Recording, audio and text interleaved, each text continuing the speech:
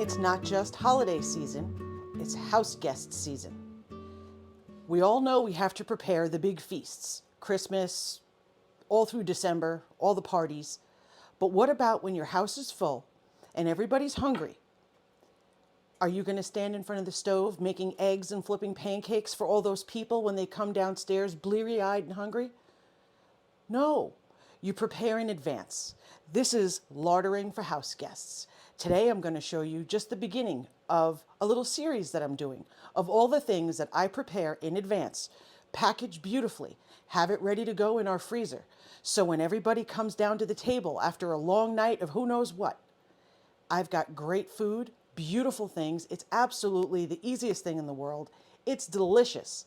And you get to sit and enjoy your guests instead of standing at the stove flipping eggs. Let's do it. So as we begin our Lardering for House Guests series, we're going to start with our muffins. We're going to do 3 types of muffins. We're going to do chocolate chip, we're going to do corn muffins with honey, and we're going to do blueberry with lemon. It's a nice variety. There's a little something for everybody, but here's one thing I want you to remember. Not everybody will eat something that's got carbs. Not everybody will eat something that's got sugar or anything like that. These are not overly sweet, but it is a muffin. And so what you want to be careful of is to always have something to offer your guests for people who have restrictions. And so what I like to do is I always, on every table, when we're getting ready for the full display for that morning, we have boiled eggs, hard boiled and medium boiled. We put out a few dishes so when they crack their eggs, they have a place to put their shells. We have fresh cracked pepper, flaked sea salt, so everybody feels included. There's that bit of protein. We've got coffee on the table. I like to do it in a French press because it's just beautiful and it's easy. Everybody gets what they need, and you as the hostess or the host get to sit down and enjoy your guests, have breakfast with your guests. You're not locked in the kitchen while everybody else is having a great time. So we're going to start with our chocolate chip muffin recipe. I've got some of this stuff already measured so we don't take too long. The recipes will all be in a link for you. They're printable. So in here we've got our flour, baking soda, baking powder, fine sea salt, and cinnamon. We're going to mix our dry ingredients. I always mix my dry ingredients separately. That way you don't ever risk ending up with a pocket of salt or baking powder or anything like that. I make sure it's already pre-mixed. Okay, so in muffins, you always want to have your dry ingredients in one, your wet ingredients in the other, and then they get put together in your nice big bowl. Now, there are some things you have to remember when you're making muffins. My neighbors are shooting. I apologize, they're target shooting. These are our 2 eggs. One of the things you want to remember is that to make sure you get those really nice domed tops, there's a couple of methods that I don't know that everybody knows, so I'm going to share them here. One of them is that you want to rest your batter, and you want to rest it for about 20 minutes before you bake. That absolutely helps give you your flour a nice hydration, and it helps get you that nice dome. One of the other things is to not overmix. It's very, very important that there still be a little lumpiness, there still be some streaks. That's important because during the resting time, those streaks will disappear because the flour is hydrating. If you overbeat it, trying to make sure everything is just even and perfect at that moment, they end up a little tough. So you definitely don't want that. So we whisk up our eggs. I don't want to make a mess, and that's going to drip, so I'm going to put that right over here. In this bowl, I've got my sugar. We're going to do our wet here. We've got our sugar.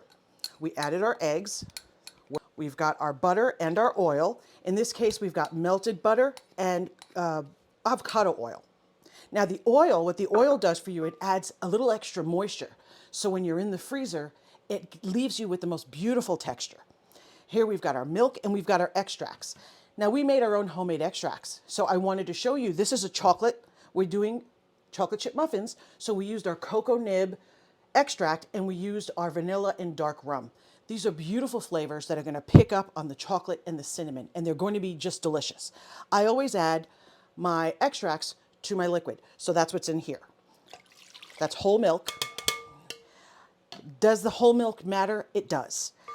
We want our fat because these are going to be stored in the freezer, so we want every opportunity for them to come back out of the freezer and be super moist and have the most beautiful texture. So I'm just giving a quick mix. To our wet ingredients, our sour cream. Sour cream is just the best ingredient for when moisture is something that you very much need. And when you're freezing things, like you're making cake layers, anything like that, sour cream is your friend. Okay, we're going to make sure that we get that all the way mixed through. We want to do all the heavy mixing that we want to do before we add our dry ingredients. That's the important thing that we want to make sure we do not overmix. That causes toughness, and that's exactly what we do not want. We want to serve world-class muffins to our guests.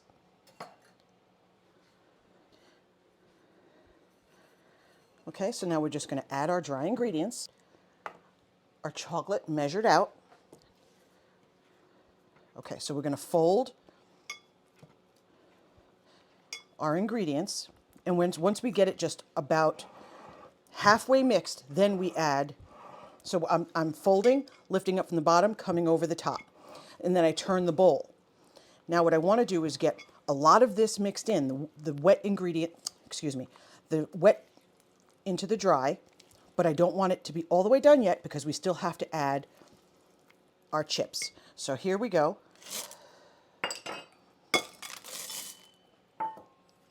One chip remained. And now we fold. There is no heavy mixing anymore. We're folding. Yes, it's going to look like, but it still has lumps. That seems strange. That's okay. Cut right down the middle, fold over.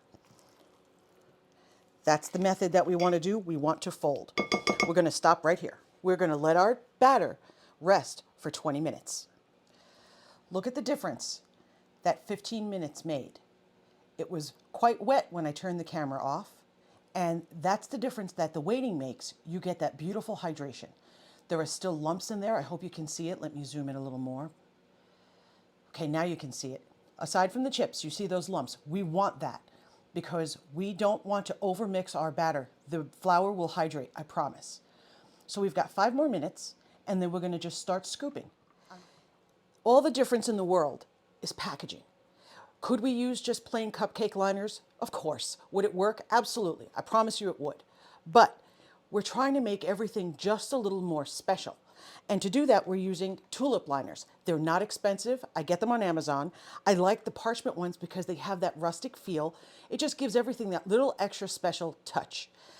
And those things, when you pull all these different things out over the course of days and everything's packaged just so, everybody will realize what an effort you made because you love them. That's what this is all about. We go through all this effort because we love our friends, we love our family. And it's the details that make sure that they know, that they feel it. And so we're ready to scoop these now. Now, you can go, this is my preference, is to use a scoop. It's just easier, you just drop it right in there. If you don't have one, you can just use, obviously this one's too big, but you get one that's probably about a 1/4 cup, and you just scoop that way. And if both of those are just difficult to do for whatever reason, 2 spoons, two big tablespoons that you would use on your table, that works. And to make sure we get a nice full muffin, we want to fill them up higher. A lot of recipes say fill halfway. No, don't do that. We want to go 3/4, maybe even almost to the top. That way we get that pretty dome. It's those little details that make a difference. So we're going to go ahead and get this started. Oh, one more thing. This, I'm not using a regular muffin pan. Would that work? Of course. This is a standard size muffin pan. So this particular pan that I'm using is made by Silpat, and it is a muffin pan. I have all different kinds of muffin pans, and for whatever reason, this pan is my favorite. The only issue is you cannot really lift this when it's got filling in it. It just flops all over the place. So you absolutely have to put it on a baking pan. That ends up being a really nice thing because the baking pan underneath behaves like a thermal insulator, and it makes sure that the bottoms of your muffins don't dry out. So that's actually a little bonus. But these, I just find they bake beautifully. I get the best results, and it makes me very, very happy. So we're going to scoop. That's 2, and we're gonna start with 2. 2 kind of overflowing. I want big full muffins. I want them to have that gorgeous bakery look. And as always, this recipe made exactly 12, filled the way I want them. A little tap. I just want to make sure that I don't have any air bubbles. I want everything to settle to the bottom. We're going to sprinkle the top with a little demerara sugar. If you don't want to do that, if that's just an extra layer of sweet you don't want, don't do it. Of course, it's not a big deal. The other thing you can do is make a crumb topping, which is also lovely. And you put that on top, like a streusel topping. It's great. It's absolutely beautiful. But I'm doing it this way because I just want to make all three and I want to make sure I have time to show them to you. So we've got, this is also known as sugar in the raw. I just think that it adds a nice texture. It adds a little shimmer. So I just sprinkle that over the top. But my husband dislikes it when I do that. He doesn't like that texture. So what I'll do is I'll put a little bit of the demerara on half and leave the other half without it. And that's a good idea going, just in case you want to offer as much variety as you can when you have a bunch of house guests in the house. You want everybody to feel like nobody's left out. So the more options that we can create, the better. What we're going to do to make sure we get that really nice lift that we want, we're going to start, it seems strange, it may, but I promise you this is the way it's done in bakeries. We're going to start the baking at 425 degrees. We're going to bake them for 6 to 7 minutes, and then we're going to lower the temperature to 350 degrees and bake them the rest of the way. That gives us that big oven spring, that big poof right at the beginning, so that we can try and get that nice dome. It's all about trying to get that really nice top and try to avoid that little flat top with a little dip in the middle. I don't like that one. I want these to look as beautiful as I can. So that's the secret. Batch number 1 out of the oven. Look at that. See how nice and high they are? All have domes. That's just from changing the way we bake and making sure that we rest the dough. We're going to let these cool completely. And once they're cool, we're going to freeze them on a sheet pan. That way we can wrap them without any damage. We want to prepare our pan. Now, if you're making a bunch at a time like I am, because I want to get this process over, because we have a lot of recipes that we're going to do to be ready for house guest season. So I want to get all the muffins done pretty much in one day if I can. But to make sure we get that lift, you have to start hot. So I had to bring the oven temperature back up to 425. Because remember, it finishes at 350. So we've got our melted butter, sour cream, milk, cornmeal. Now, I am particular about my cornmeal, and I'm going to link the one that I use. I do find a difference. Now, the only way that I found better is when I grind it myself. Okay, so we've got our sugar, our flour, our baking soda, baking powder, salt, and our extracts. Now, in this particular case, again, we're using our homemade extracts that we just made. We're doing the vanilla and dark rum again. I just love this. I was trying to decide between this one and the vanilla orange, but then I decided we're going to use our Fiori di Sicilia. Like I always do, I put my extracts right into my milk or my cream, whatever it is, whatever liquid I'm using, that's where I put my extract. Now, this has a little bit of citrus in it. It's beautiful. So we've got our milk. We're going to add our sour cream. Now this recipe, what makes it so delicious for a corn muffin, it is the most remarkably moist corn muffin I've ever had. By leaps and bounds. It's not even close. And it's because of the sour cream. Okay, so we'll go ahead and just stick that right in there.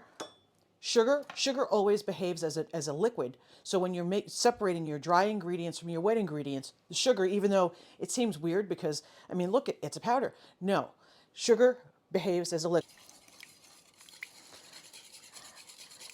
Same as in the last recipe, you want to do all your heavy mixing before you add your dry ingredients.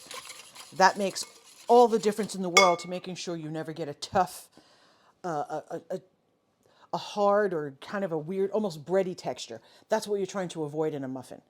Okay, so we're going to put this in slowly because it is a little warm. And so by drizzling it, I'm essentially tempering my ingredients.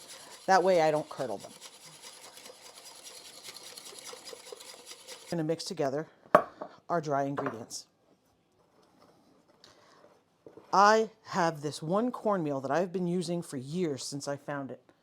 The name, My vision isn't what it used to be, so I can't see it from here. I will link it. It is a noticeable difference. I tested it to make sure it wasn't in my head, because I'm convinced sometimes that I'm crazy. Because some of the things that matter to me don't matter to anyone else. So I thought maybe I'm having a weird moment. But I tested it, and not only did I know the difference, but my dad, who is the corn muffin lover of the universe, noticed the difference. I always beat my eggs first. I see people just drop the whole egg in there, and then they have to chase it around, especially if you've got super fresh eggs, and the yolk and the white are really tight and clinging to each other. That drives me crazy. I always, no matter what, even if I'm making bread, doesn't matter what I'm doing, I whip up my eggs first. I don't want to chase it around the bowl. The important part of this process is folding, so we need our rubber spatula. Go from the bottom and just flip right over. Folding is very gentle, and it doesn't activate the gluten, which is what we're very much trying to avoid.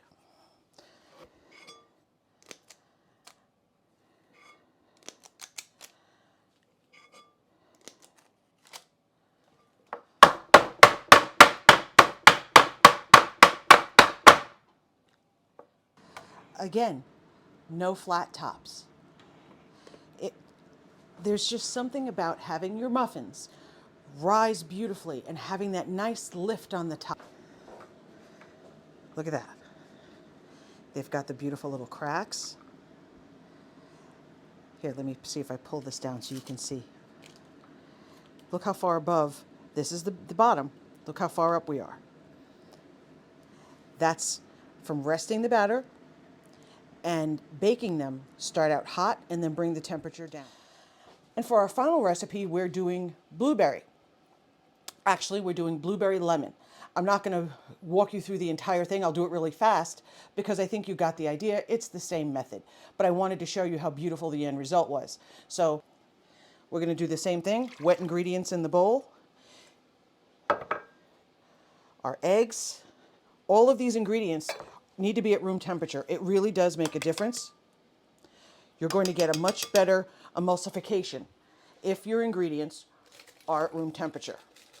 Remember, we make sure that our dry ingredients are mixed well so that we don't have any issues with little pockets of salt or baking powder or anything like that. And then we've got the zest of one bright-skinned lemon.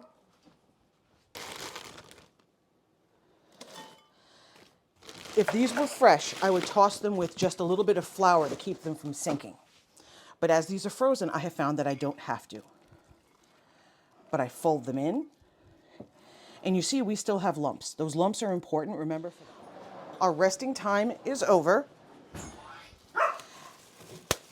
Take this off.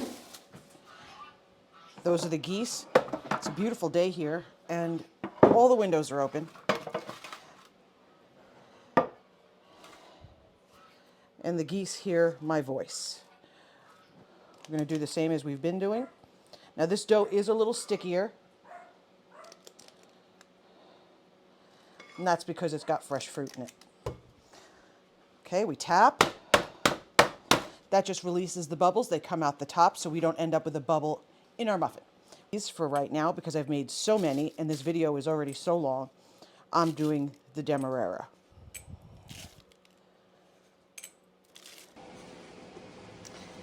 And these are our blueberry. Look how pretty. No squat little awful flat muffins here. Look how far above the pan they rise. That's due to the method. And what's best about these isn't how beautiful they are. It is how they taste. They're incredible. And even better than that, or maybe the same, I don't know, is they freeze beautifully. So you can have breakfast at a moment's notice just for yourself or for a crowd. Thanks for visiting. We'll see you soon. Bye.